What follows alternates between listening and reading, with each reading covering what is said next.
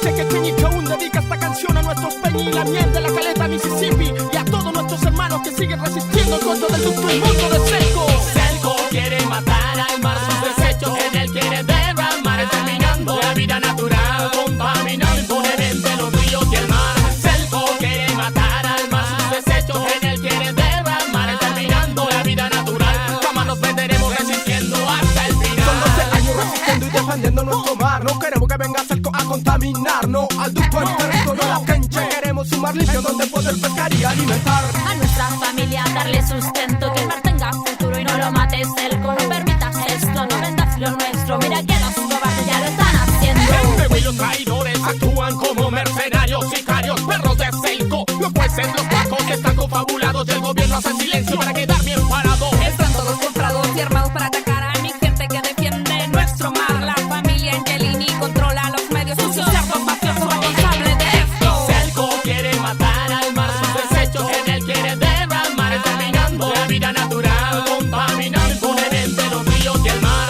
Selco quiere matar al mar, sus desechos en él quiere derramar, exterminando la vida natural. Jamás nos venderemos resistiendo hasta el final. Ya de Mississippi, Chancha, Mike y Yahweh, ejemplos de lucha, resistencia, huechafe. Hermano, tú no te dejes corromper, que esta manga de corrupto lo vamos a vencer. El mar nuestra riqueza, derecho ancestral. Los vendidos ya vendieron su derecho a pescar. El mar se defiende, el mar no se vende, no le pertenece, es de nuestra Cuando gente. hayan matado toda vida natural, y los quiero ver comiendo del mierdal, pescando caca, bañándose en orines. Volver atrás no se va a poder, muy tarde para arrepentirse. Date cuenta ahora, es el momento, alza la voz y muestra tu descontento. Unamos juntos fuerzas y cambiemos esto. De nuestro mal queremos fuera Selco. Selco quiere matar al mar, sus desechos en él quiere derramar, exterminando la vida natural, contaminando impunemente los ríos y el mar. Selco quiere matar al mar, sus desechos en él quiere derramar, exterminando la vida natural. Jamás nos venderemos resistiendo hasta el final. Esto es mensaje para el sindicato de traidores y yanaconas vendidos que transaron su dignidad por migajas echando el mar al olvido. La Peña